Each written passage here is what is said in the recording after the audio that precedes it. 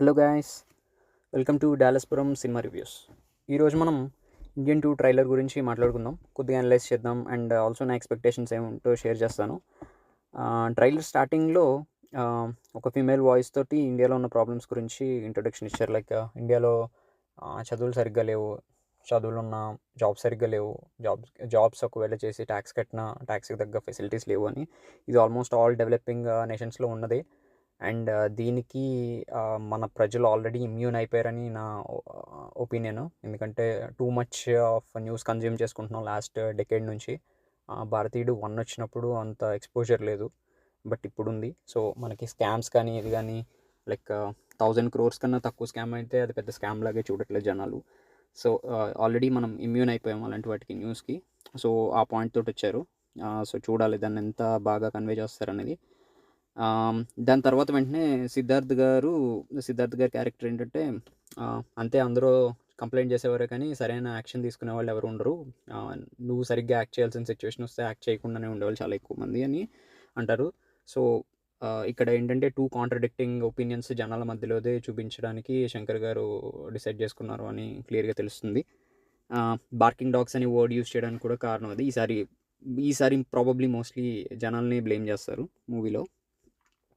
Also తర్వాత కమల్ హాసన్ గారి క్యారెక్టర్ని ఇంట్రడ్యూస్ చేశారు. ఆయన ఓవర్సీస్లో ఎక్కడో ఉన్నట్టు, ఆయన లుక్స్ కూడా కొంచెం ఆడ్గా ఉన్నాయి. దాని గురించి మనం తర్వాత మాట్లాడుకుందాం.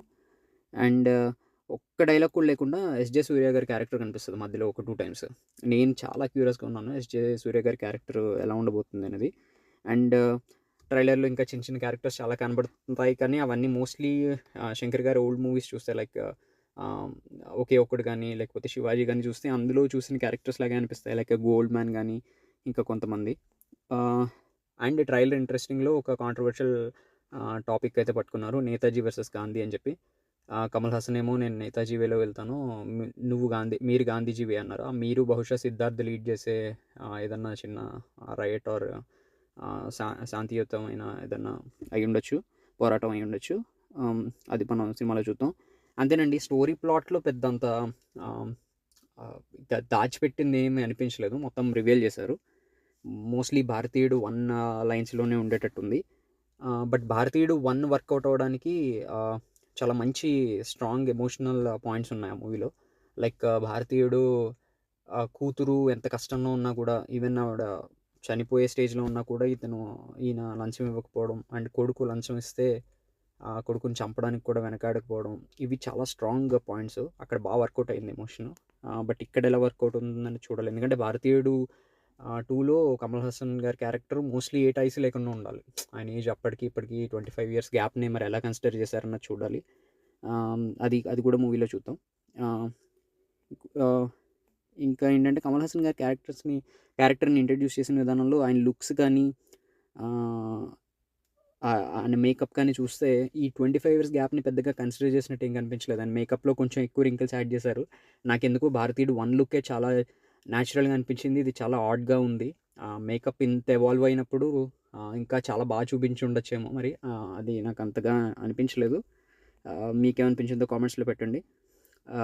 ఆల్సో జనాలలో సబ్కాన్షియస్గా అందరూ ఈ 25 years గ్యాప్ అందరి మైండ్లో ఉంది. సో దాన్ని డైరెక్టర్ గారు కన్సిడర్ చేశారా, లేకపోతే సినిమాటిక్ లిబర్టీ తీసుకుని కమల్ హాసన్ గారిది అప్పటి నుంచి జస్ట్ ఒక 5-6 years తర్వాత స్టోరీ అన్నట్టు చూపిస్తున్నారా అన్నది మనం చూడాలి.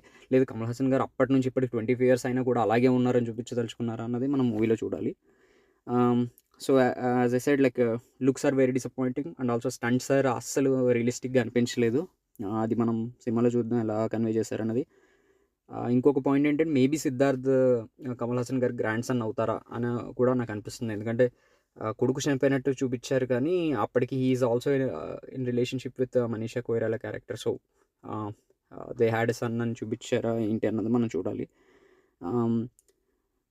ఓవరాల్గా ఇంప్రెసివ్గా ఏం లేదు. అండ్ ఆల్సో రీసెంట్ శంకర్ గారి మూవీస్ చూస్తే biggest weak point is story. మిగతావన్నీ చాలా బాగుంటున్నాయి, సాంగ్స్ మేకింగ్ కానీ ఇంకెక్కడ ప్రాబ్లం ఉండట్లేదు. బట్ స్టోరీ చాలా వీక్గా ఉంటుంది. లైక్ ఐ మనోహరుడు ఎక్సలెంట్ బజ్ వచ్చింది మూవీకి, కాకపోతే అదంతా మిస్డైరెక్ట్ చేసినట్టు అనిపించింది. అందరి ఫోకస్ ఆ స్పెషల్ క్యారెక్టర్ మీద ఉంది, బట్ అది ఒక్క జస్ట్ సాంగ్లో వచ్చి వెళ్ళిపోవడం జనాలు చాలా డిసప్పాయింట్ అయ్యారు. అండ్ స్టోరీ చాలా వీక్‌గా ఉంటుంది. అండ్ 'రోబో 2' కూడా అంతే. ఆ పక్షిరాజ క్యారెక్టర్‌ని ఎవరు అంతగా యాక్సెప్ట్ చేయలేకపోయారు. ఆంథ్రోపాలజిస్ట్‌కి కోపమొచ్చింది, ఆత్మ అయ్యాడు, సెల్ ఫోన్స్‌లో దూరాడు అంటే అసలు ఎవరు కనెక్ట్ కాలేదు. సో, స్టోరీస్ అంత వీక్‌గా ఉన్నాయి. సో, ఇదెలా ఉంటుందన్నది చూద్దాము. ఎనీవే ఇంప్రెసివ్‌గా లేకపోయినా కూడా నేను ప్రీమియర్ చూస్తాను. చూసి నా ఒపీనియన్స్ ఏంటో షేర్ చేస్తాను. Stay tune guys. Thank you. See you. By.